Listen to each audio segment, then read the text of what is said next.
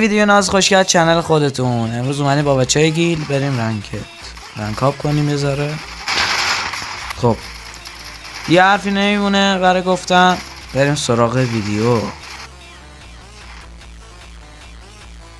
چرا نمیزنه؟ نتام ریده. این برای بالا بودن خوبه. بریم کیل خوری دوست. دیدی گفتم این سر دیگه سن برو فینیش کن. همین رسه من مردم. دیدی گفتم که بیا دست من رندم. این هم که دیگه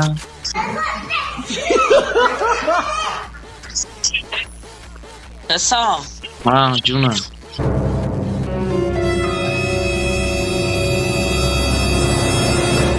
اینجوری باشه خیلی خوبه.